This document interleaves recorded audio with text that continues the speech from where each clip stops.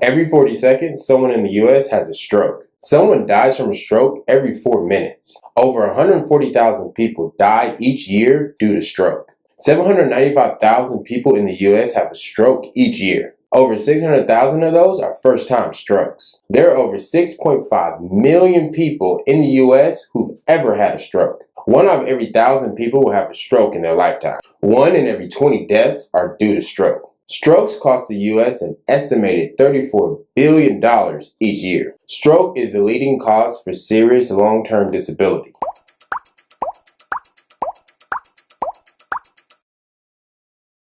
Strokes are the 5th leading cause of death in the U.S. However, worldwide, it is the 2nd leading cause of death. A stroke is a cerebral vascular disease with a high mortality and morbidity.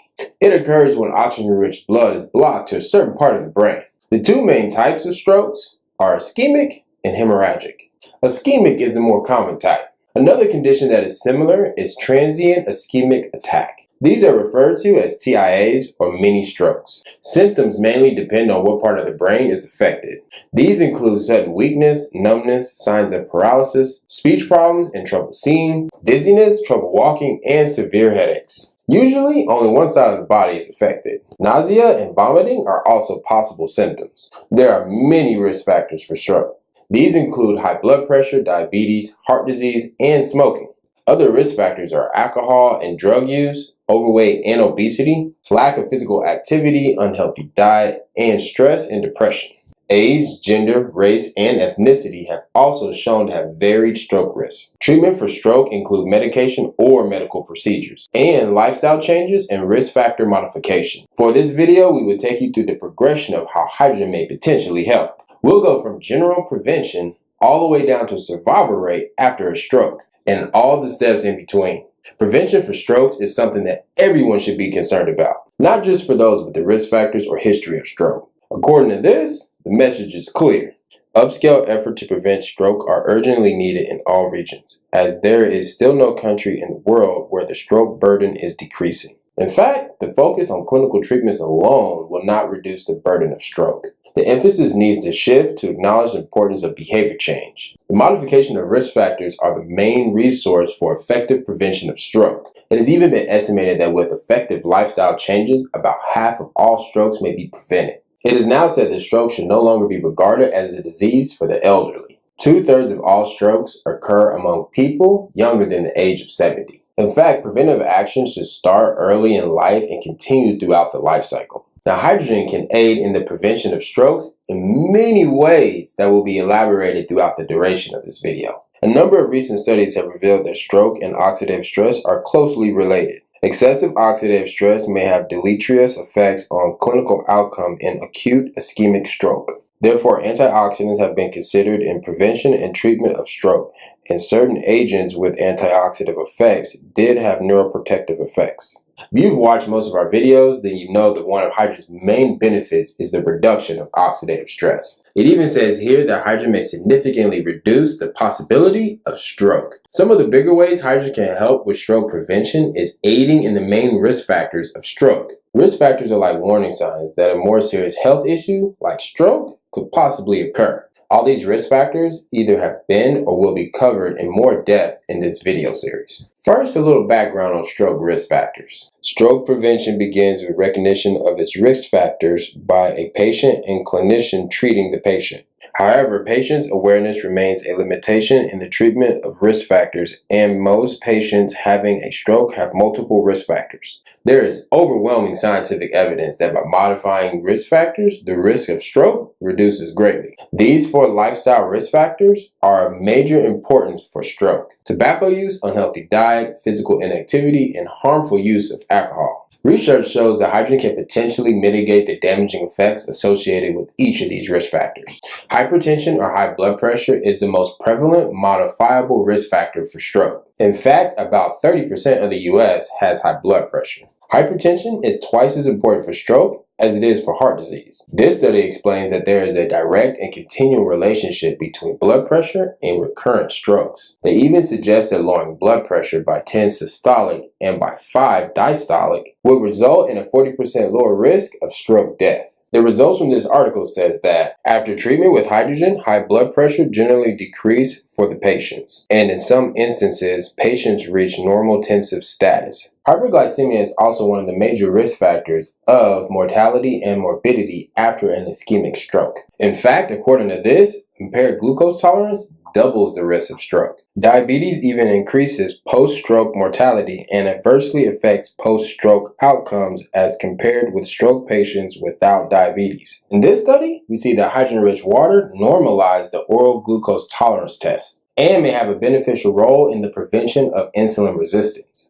What's even more interesting is that the effect of H2 on high glucose levels was similar to that of a diet restriction. And here it says H2 therapy may reduce strokes in patients with metabolic syndrome involving diabetes. Unhealthy cholesterol levels may also be an indicator for increased stroke risk. This study observed that low HDL levels were associated with increased risk of stroke. This particular study concluded that supplementation of H2 seemed to decrease LDL levels and improve HDL function. So in general, hydrogen potentially benefits these risk factors, meaning it can benefit the risk of stroke, and potentially even aid to prevent a stroke from occurring. Talking about blood clots is an important topic when discussing strokes. So in most cases, strokes are caused by a blood clot that is blocking a blood vessel in the brain. These clots can form in the brain itself, but they are more than likely formed in another part of the body, then get carried by the bloodstream to the brain. According to this, it is very uncommon for blood clots to develop in the blood vessels of healthy people. So again, a healthy lifestyle is important for reducing the risk of stroke. Here we see that hydrogen treatment improves blood flow.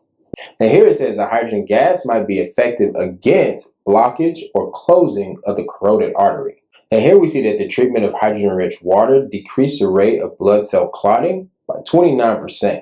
Neuroprotection, as I'm sure you can imagine, is huge throughout the progression of stroke. The brain is one of the most susceptible organs to oxidative stress. The protection of the brain is beneficial whether you have a healthy lifestyle, risk factors present, or stroke history. Neuroprotection is an increasingly recognized management strategy in ischemic stroke.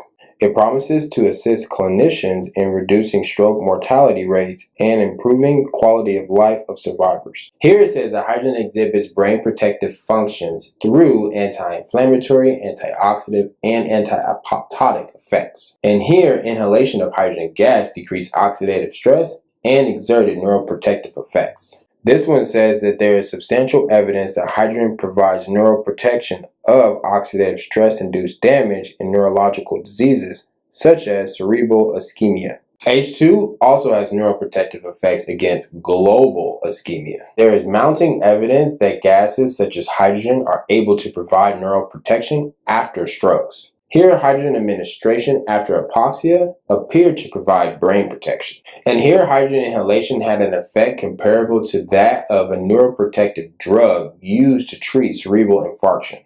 There is increasing evidence suggesting that the blood-brain barrier disruption is the key factor for onset of stroke. Several studies have shown that blood-brain barrier disruption preceded stroke in hypertensive stroke-prone models. And here it illustrates that hydrogen protects the blood-brain barrier. Sometimes people have typical signs of a stroke that goes away in a few hours. This may be a sign of a transient ischemic attack.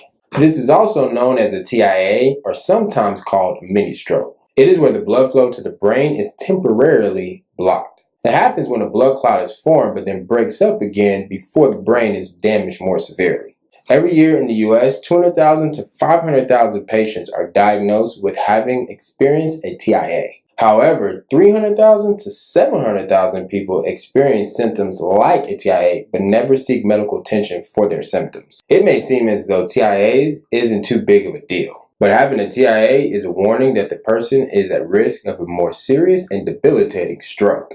Out of the people who have a TIA each year, 1/3 of them will have a stroke sometime in the future. Without urgent evaluation and management, approximately 10% of patients with TIAs will have a stroke within 90 days. 50% of these events will occur within the first 48 hours, and approximately 15% of diagnosed strokes are preceded by TIAs. This study mentioned that hydrogen shows significant protective effects for TIAs. What is also interesting is that according to this, TIAs with proof of brain infarction have 20 times higher of a risk for stroke than having a TIA without tissue damage in the brain.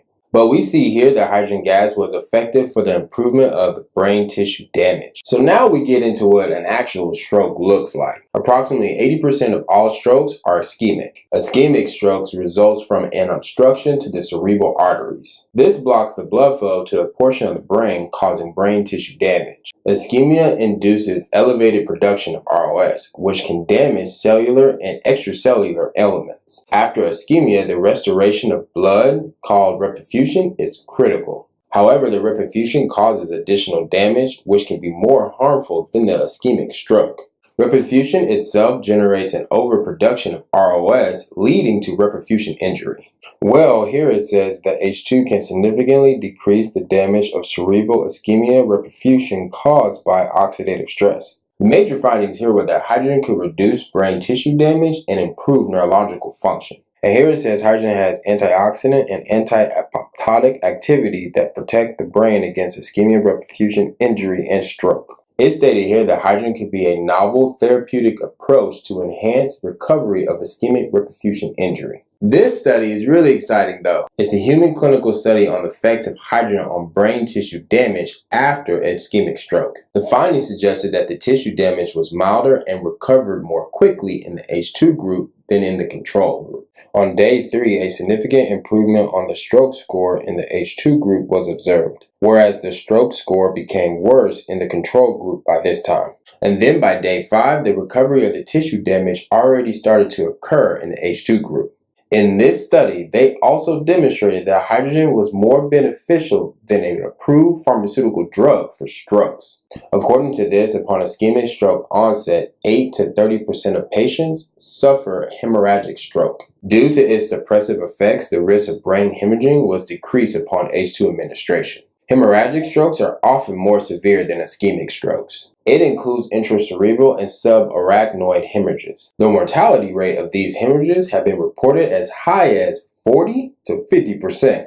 Survivors are commonly affected by chronic morbidity. Subarachnoid hemorrhages are typically due to a ruptured aneurysm. They account for 2 to 9% of all strokes. Accumulating evidence shows that early brain injury plays a big role in the prognosis of this type of hemorrhage. Injury occurs within the first 72 hours after the hemorrhage. Oxidative stress is a significant factor in this hemorrhage-induced injury. So research shows that the antioxidative agents may improve the outcome of patients with this hemorrhage. This study says all these findings make H2 a potentially perfect candidate to provide protective effects for the brain after subarachnoid hemorrhages. Why would it say that? Well, here it says that hydrogen could attenuate neuronal apoptosis in early brain injuries and improve the neurofunctional outcome after the hemorrhage. And here it says that administration of hydrogen abated the level of oxidative stress and brain edema following the hemorrhage, and in the meanwhile alleviated the injury following the hemorrhage. These findings suggest that hydrogen could alleviate brain injury via decreasing oxidative stress and brain edema after hemorrhage. Hence, we concluded that hydrogen could be a potential therapeutic agent for early brain injury after subarachnoid hemorrhage. People who had a stroke are at greater risk of having another.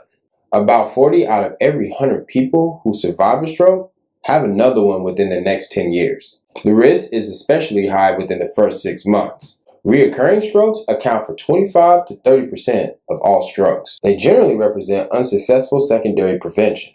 Recurrent strokes are often more severe and disabling than initial strokes. Secondary stroke prevention strategies and risk factor treatment and management have been shown to reduce stroke reoccurrence. And again, we see that a healthy lifestyle not only helps to prevent initial stroke, but reoccurring strokes as well. We can also refer to the potential benefits of hydrogen for strokes we already talked about, like the potential benefits towards the risk factors, blood clot, and neuroprotection, and the benefits after TIA and stroke, and deduct that because of those things, it can potentially be beneficial for preventing secondary stroke. But one last benefit for intaking hydrogen gas is that it's easy.